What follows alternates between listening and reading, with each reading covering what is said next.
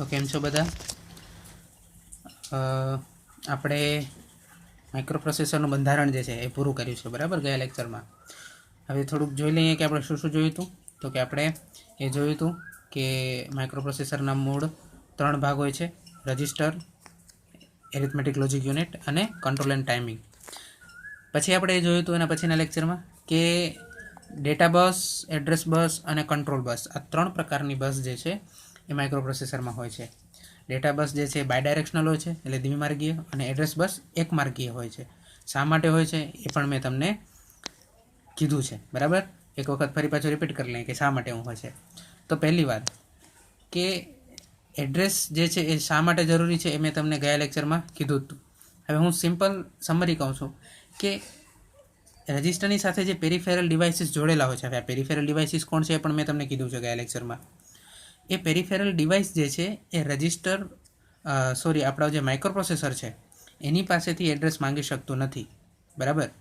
સમજાય છે કે જેટલા પણ પેરિફેરલ ડિવાઇસીસ રજિસ્ટર સાથે જોડેલા છે, રજિસ્ટર નહીં પણ આપણું માઇક્રોપ્રોસેસર, તો જેટલા પણ પેરિફેરલ ડિવાઇસ આપણા માઇક્રોપ્રોસેસર સાથે જોડેલા છે એ દરેકનું એડ્રેસ જે છે એ આપણું માઇક્રોપ્રોસેસર માંગી શકે છે. એ દરેક પાસેથી, દરેક પેરિફેરલ ડિવાઇસ પાસેથી આપણું માઇક્રોપ્રોસેસર જે છે એડ્રેસ માંગી શકે છે, મેળવી શકે છે. પણ પેરિફેરલ ડિવાઇસ જે છે એની જે છે માઇક્રોપ્રોસેસર પાસેથી એડ્રેસ માંગી શકતા નથી બરાબર. એટલા માટે એડ્રેસ બસ જે છે એ કેવી હોય છે? યુનિડાયરેક્શનલ. હવે આવી વાત ડેટા બસની. તો કે ડેટા બસ બાયડાયરેક્શનલ શા માટે હોય છે? તો કેટલા માટે કે આપણું માઇક્રોપ્રોસેસર જે છે એ પેરિફેરલ ડિવાઇસને ડેટા મોકલી પણ શકે છે અને પેરિફેરલ ડિવાઇસ પાસેથી ડેટા મેળવી પણ શકે છે. તો આ બંને કામ જે છે થાય છે, એટલા માટે ડેટા બસ કેવી હોય છે? બાયડાયરેક્શનલ. પછી આપણે જોઈતી કંટ્રોલ બસ. હવે કંટ્રોલ બસનું કામ શું હતું? તો કે હેન્ડશેક સિગ્નલ તરીકે એ ફરજ બજાવે છે. હવે હેન્ડશેક સિગ્નલ શું હતું એ પણ મેં તમને કીધું બરાબર. દાખલા તરીકે કે માઇક્રોપ્રોસેસરને મેમરીની અંદર કંઈક રાઇટ કરવું છે, એટલે કે લખવું છે, તો માઇક્રોપ્રોસેસર ડાયરેક્ટ એ કામ શરૂ નહીં કરી દે, એટલે કે ડેટા મોકલવાનું શરૂ નહીં કરી દે મેમરીને બરાબર. સૌથી પહેલે શું કરશે માઇક્રોપ્રોસેસર? તો કે સૌથી પહેલે મેમરી જે છે એ મેમરીને હેન્ડશેક સિગ્નલ મોકલશે કે હું જે હેન્ડશેક સિગ્નલ મોકલશે એટલે કે શું કહેશે? તો કે હું જે છે એ ડેટા તને મોકલું છું, શું તું એ ડેટાને તારી અંદર સ્ટોર કરવા માટે તૈયાર છો બરાબર. તો આવી રીતનું જે છે એ હેન્ડશેક સિગ્નલ મોકલશે.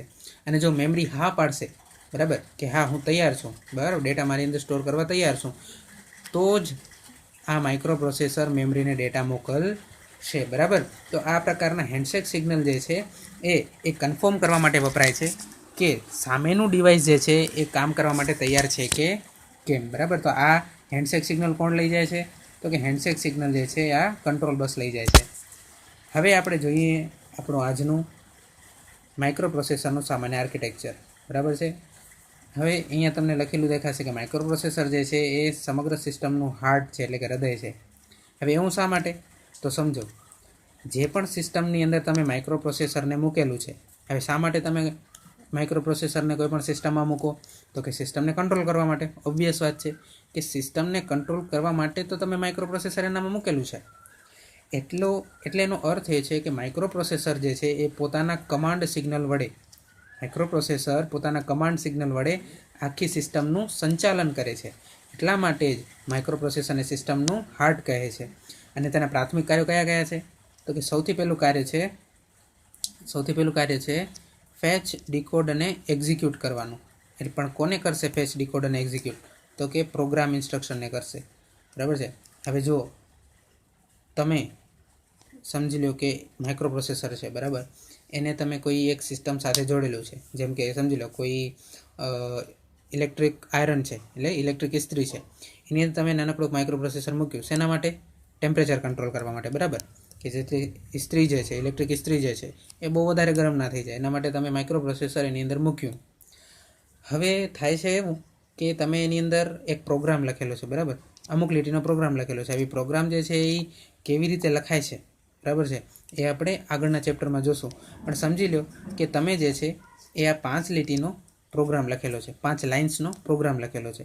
હવે આ પ્રોગ્રામની અંદર શું શું આવે? તો કે એની અંદર ઇન્સ્ટ્રક્શન આવે, એની અંદર ડેટા આવે બરાબર છે. તમે જે ટેમ્પરેચર સેટ કરેલું છે એ ટેમ્પરેચરનો ડેટા આવશે બરાબર. તો આવી બધી વસ્તુઓ જે છે આ પ્રોગ્રામની અંદર આવશે, બરાબર. આ પ્રોગ્રામ લખેલો છે આપણે 5 લાઇનનો, બરાબર. મેઇન વસ્તુ આની અંદર છે ઇન્સ્ટ્રક્શન, બરાબર. પ્રોગ્રામની અંદર મહત્ત્વની વસ્તુ શું છે? ઇન્સ્ટ્રક્શન. તો હવે શું કરવાનું છે? તો કે સૌથી પહેલે તો આ ઇન્સ્ટ્રક્શન જે છે ક્યાં સ્ટોર થયેલી હશે? શું માઇક્રો પ્રોસેસર પાસે પોતાની ઇનબિલ્ટ મેમરી છે? નથી, બરાબર. માઇક્રો પ્રોસેસર પાસે પોતાની ઇનબિલ્ટ મેમરી નથી. આપણે માઇક્રો પ્રોસેસરની સાથે અલગથી મેમરી જે છે એ જોડીએ છીએ, બરાબર. તો આ જે આપણો પ્રોગ્રામ છે એ શેની અંદર સ્ટોર થયેલો હશે? આ મેમરીની અંદર સ્ટોર થયેલો હશે, બરાબર. હવે માઇક્રો પ્રોસેસરને શું કરવું છે? તો કે ટેમ્પરેચરને કંટ્રોલ કરવું છે, બરાબર. તો સૌથી પહેલાં તો શું કરશે? તો કે આપણો આ જે પ્રોગ્રામ છે એ જે મેમરીની અંદર સ્ટોર થયેલો છે એને શું કરશે? ફેચ કરશે. ફેચ કરવું એટલે શું? મેળવશે, બરાબર. મેમરીની અંદરથી આ પ્રોગ્રામ જે છે એ માઇક્રો પ્રોસેસર મેળવશે, એટલે કે ફેચ કરશે. ફેચનું ગુજરાતી શું થાય? મેળવવું. હવે મેળવી લીધા પછી શું કરશે? ડીકોડ કરશે. ડીકોડ કરવું એટલે અર્થ કાઢવો, બરાબર. આ તો 5 લાઇનનો ઇન્સ્ટ્રક્શન આપણે લખી લીધો અને માઇક્રો પ્રોસેસરે ફેચ પણ કરી લીધો, પણ હવે એનો અર્થ શું છે, બરાબર. તો એને સમજવા માટે આ 5 લાઇનના પ્રોગ્રામને માઇક્રો પ્રોસેસર શું કરશે? ડીકોડ કરશે, બરાબર છે. ડીકોડ કરશે એટલે એનો અર્થ સમજશે. હવે અર્થ ચાલો સમજાઈ પણ ગયો, તો પછી શું કરવાનું? પછી એને કરશે એક્ઝિક્યુટ, એટલે કે જે પણ પ્રોગ્રામનો અર્થ નીકળ્યો છે એનું અમલીકરણ કરશે. એટલે કે અમલીકરણ શું છે? તો કે ટેમ્પરેચર કંટ્રોલ કરવું, આ અમલીકરણ છે. તો એક્ઝિક્યુટ કરવું એટલે અમલીકરણ કરવું. કોનું અમલીકરણ કરવું? તો કે આપણા આ પ્રોગ્રામનું અમલીકરણ કરવું, બરાબર. તો આ 3 જે સ્ટેજ જે છે એ બહુ જ અગત્યના છે: ફેચ, ડીકોડ અને એક્ઝિક્યુટ. એટલે કે પ્રોગ્રામ મેળવવો, પ્રોગ્રામ મેળવ્યા પછી એને ડીકોડ કરવો, એટલે કે એનો અર્થ કાઢવો, અર્થ કાઢ્યા પછી એનું અમલીકરણ કરવું. આ 3 વાતો જે છે એ આખું માઇક્રો પ્રોસેસર કરતું હોય છે. પછી શું કહે છે? મેમરી અને ઇનપુટ આઉટપુટ ડિવાઇસ સાથે બંને દિશામાં ડેટા ટ્રાન્સફર કરવો, બરાબર. તો આ તો આપણે સમજી ગયા છીએ, ડેટા બસ સમજતા હતા ત્યારે જ. હવે બાહ્ય ડિવાઇસને ઇન્ટરપ્ટ સર્વિસ પૂરી પાડવી. હવે ઇન્ટરપ્ટ શું છે એ સમજવા માટે આપણને આગળના ચેપ્ટરમાં જવું પડશે, બરાબર. તો હમણાં આને યાદ રાખો. જ્યારે આપણે આગળના ચેપ્ટરમાં જોઈશું કે ઇન્ટરપ્ટ શું છે, ઇન્ટરપ્ટ સર્વિસ શું છે, ત્યારે તમને ઓટોમેટિક સમજાઈ જશે. અને છેવટે સિસ્ટમમાં જરૂરી કંટ્રોલ અને ટાઈમિંગ પૂરા પાડે છે. એ પણ આપણે કંટ્રોલ અને ટાઈમિંગ યુનિટ સમજ્યું ત્યારે જોયું હતું. હવે અલગ અલગ જે યુનિટ છે આપણા માઇક્રો પ્રોસેસરના એ આપણે જોઈએ કયા કયા અલગ અલગ યુનિટ છે, બરાબર. તો જુઓ, સૌથી પહેલું આપણું યુનિટ આવે છે એ છે એરિથમેટિક લોજિક યુનિટ. કારણ કે એ બહુ અગત્યનું છે. સમજી લો, આપણા શરીરની અંદર જે મગજ છે એવી રીતે માઇક્રો કંટ્રોલરની અંદર આ ALU છે, એરિથમેટિક લોજિક યુનિટ છે, બરાબર. એટલે સમજી શકાય કે કેટલું અગત્યનું છે. આપણે જોઈશું ગયા છીએ એ હું એક વખત એની ઉપર હું ટિક કરું છું, બરાબર. કારણ કે એના સિવાયનું આપણે સમજવાનું છે. તો ALU સમજ્યા છીએ, ડેટા બસ સમજ્યા છીએ, એડ્રેસ બસ સમજ્યા છીએ. આ તો કંટ્રોલ લાઇન્સ છે. અને આ ટાઈમિંગ અને કંટ્રોલ જે છે એ પણ યુનિટ આપણે શીખી ગયા છીએ. તો આ ઇન્ટરનલ બસ જે છે ને એ સિમ્પલ છે. ઇન્ટરનલ બસ શું કરે છે? તો કે આ માઇક્રો પ્રોસેસરની અંદર રહેલા બધા જેટલા પણ કમ્પોનન્ટ છે ને, અથવા તો જે પણ બ્લોક્સ છે, વિભાગ છે, એને ઇન્ટરનલી કનેક્ટ કરવાનું કામ કરે છે, બરાબર. ઇન્ટરનલ બસ. તો આ બધી વસ્તુ આપણે જોઈ ગયા છીએ. તો આપણે જોવાનું શું છે આજે? તો કે ટેમ્પરરી રજિસ્ટર એટલે શું, અક્યુમ્યુલેટર શું, બરાબર છે, પ્રોગ્રામ કાઉન્ટર શું છે, ઇન્સ્ટ્રક્શન ડીકોડર, રજિસ્ટર, આ બધી વસ્તુ આપણે આજે જોવાના છીએ, બરાબર. તો સૌથી પહેલી વાત આવે છે અક્યુમ્યુલેટરની, બરાબર છે. અક્યુમ્યુલેટર એટલે શું? હવે સૌથી પહેલે જે યાદ રાખવાની વસ્તુ એ છે કે અક્યુમ્યુલેટર જે છે એ કોઈ બ્લોક નથી. એટલે કોઈ એવી રીતનું એરિથમેટિક લોજિક યુનિટ જે છે એ પ્રકારનું કોઈ બ્લોક નથી, પણ એક સિમ્પલ એક રજિસ્ટર છે, બરાબર. મેં તમને કીધું હતું રજિસ્ટર શું કરે છે? તો કે ડેટા સ્ટોર કરવાનું કામ કરે છે, બરાબર. જેમ કે 8 બીટનું રજિસ્ટર હોય તો કેટલા બીટ સ્ટોર કરશે? 8 બીટ સ્ટોર કરશે, બરાબર. કાં તો 1 કાં તો 0. તો એ પ્રકારના 8 બીટ કોણ સ્ટોર કરશે? 8 બીટનું રજિસ્ટર, બરાબર છે.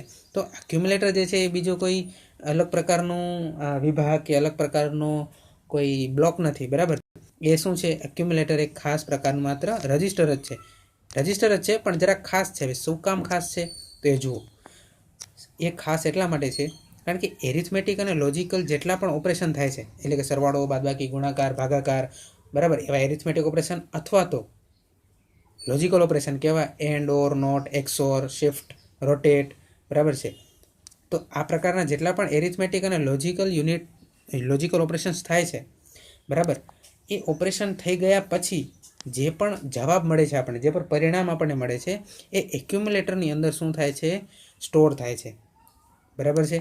એટલે શું? हाँ तो આપણે અહીંયા સ્ટેટમેન્ટ વાંચ્યું પણ એનો અર્થ શું છે જો સમજી લો કે મારી પાસે બે ડેટા છે બરાબર છે બે ડેટા છે એટલે કે એ જે છે બરાબર અક્યુમ્યુલેટરને અહીંયા જે છે આપણે એ તરીકે રજૂ કરીએ છીએ બરાબર એ એટલે અક્યુમ્યુલેટર બરાબર મારી પાસે બે ડેટા છે કયો કયો તો કે અક્યુમ્યુલેટરની અંદર શું છે તો કે એની અંદર 11 છે બરાબર 11 સ્ટોર કરેલું છે અને બી જે છે એ પણ એક રજિસ્ટર જ છે જનરલ પર્પઝ રજિસ્ટર છે આપણે આગળ જોશું કે જનરલ પર્પઝ રજિસ્ટર એટલે શું બીની અંદર સ્ટોર કરેલું છે મેં 5 બરાબર છે બીની અંદર મેં 5 સ્ટોર કરેલું છે હવે આપણે આનો શું કરવાનો છે સરવાળો બરાબર સૌથી પહેલાં સમજો આ ઉદાહરણ માત્ર ને માત્ર સમજવા ખાતર કહું છું બરાબર બાકી બીની અંદર તમે જે પણ સ્ટોર કરશો એ શેની અંદર સ્ટોર થશે બાઇનરીની અંદર બરાબર હવે એવી રીતનું સમજી લો કે બીની અંદર જે સ્ટોર થયેલું છે એ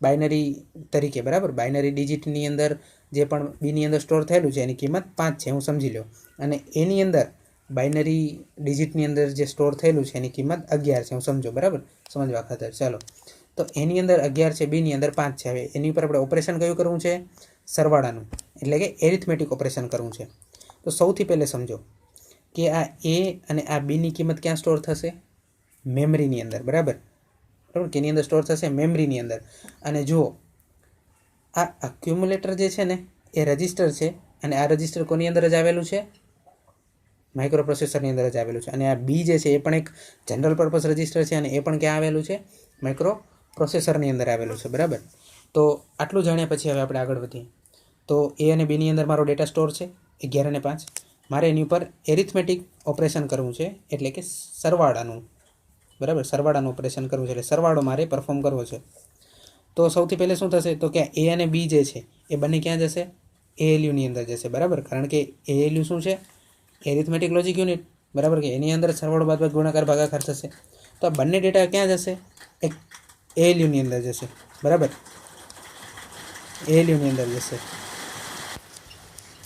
તો હવે એએલયુની અંદર આપણો ડેટા ગયો એએલયુની અંદર સરવાળો થશે સરવાળો શું થશે 11 અને 5 16 હવે એ 16 જે છે ને એ શેની અંદર સ્ટોર થશે એ 16 સ્ટોર થશે આપણા અક્યુમ્યુલેટરની અંદર પણ તમે કહેશો સાહેબ એક્યુમ્યુલેટરની અંદર તો 11 હતું બરાબર છે એક્યુમ્યુલેટરની અંદર 11 હતું પણ હવે એક્યુમ્યુલેટરની અંદર શું થશે 16 થશે બરાબર હવે એક્યુમ્યુલેટરની અંદર શું થશે 16 થઈ જશે એટલે કે 11 શું થઈ ગયું ઓટોમેટિકલી ડિલીટ થઈ ગયું એટલે કે ટૂંકમાં 11 જે છે એ 16 વડે શું થઈ ગયું ઓવરરાઇટ થઈ ગયું બરાબર ઓવરરાઇટ થઈ ગયું હવે સમજી લો ફરી પાછો તમે સરવાળો કરો છો બરાબર બી તો આપણી પાસે પહેલેથી 5 છે જ હવે ફરી પાછો જો તમે સરવાળો કરો છો તો સરવાળો શું થશે 16 અને 5 21 તો હવે નવી કિંમત શું થશે એક્યુમ્યુલેટરની અંદર એ બરાબર 21 તો 16 ક્યાં ગયો ઓટોમેટિક ડિલીટ થઈ ગયો બરાબર 21 વડે 16 ઓવરરાઇટ થઈ ગયો બરાબર તો આવી રીતના જે છે એ જે પણ એરિથમેટિક અને લોજિકલ ઓપરેશન્સના જવાબ છે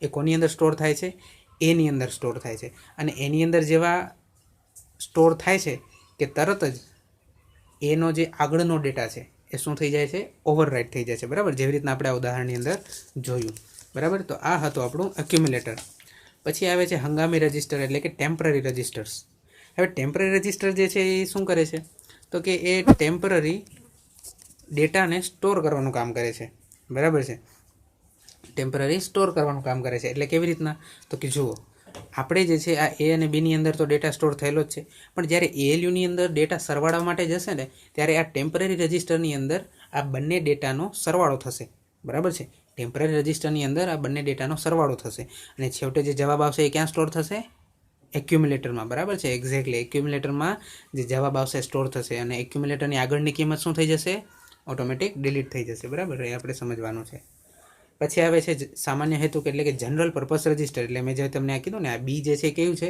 જનરલ પર્પઝ રજિસ્ટર છે બરાબર એટલે કે કયા કયા જનરલ પર્પઝ રજિસ્ટર છે એ આપણે આગળ જોશું બરાબર જેમ કે પેર છે આખી બી સી ડી ઈ બરાબર એવી રીતના આખી પેર છે આપણે આગળ જોશું બરાબર જેમ જેમ ચેપ્ટર આગળ વધતું જશે એમ ખબર પડતું જશે કે કયા કયા સામાન્ય હેતુક રજિસ્ટર્સ છે એટલે કે જનરલ પર્પઝ રજિસ્ટર છે પણ ટૂંકમાં સામાન્ય હેતુક રજિસ્ટરનો ઉપયોગ શું છે તો કે સિમ્પલી થોડો ઘણો ડેટા સ્ટોર કરવાનો બરાબર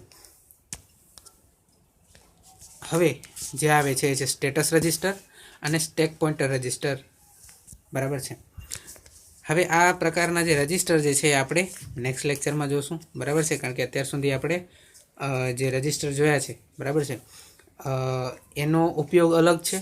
અને હવે આ જે status register, stack pointer register અને પ્રોગ્રામ કાઉન્ટર રજિસ્ટર છે, એનો એક અલગ રીતનો ઉપયોગ થાય છે, બરાબર. તો આ બંને રીત જે છે એ અલગ અલગ છે, બરાબર. એટલે આપણે જે બાકીના રજિસ્ટર છે એ આપણે નેક્સ્ટ લેક્ચરમાં જોશું, બરાબર છે. તો આ લેક્ચરની અંદર, બરાબર, આપણે શું જોયું તો કે સૌથી પહેલે તો ALU અને માઇક્રો પ્રોસેસરનું જે આર્કિટેક્ચર છે એ જોયું, અને એ સમજ્યા કે એક્યુમ્યુલેટર જે છે, બરાબર છે, એનો ઉપયોગ કેવી રીતે થાય છે, બરાબર છે. અને બીજા અમુક સામાન્ય જે પણ રજિસ્ટર છે એના વિશે જોયું. બાકીના જે સ્પેશિયલ ટાઈપના રજિસ્ટર છે, બરાબર, આ બધા સ્પેશિયલ રજિસ્ટર છે, status register, stack pointer, program counter વગેરે, એ આપણે નેક્સ્ટ લેક્ચરમાં જોશું.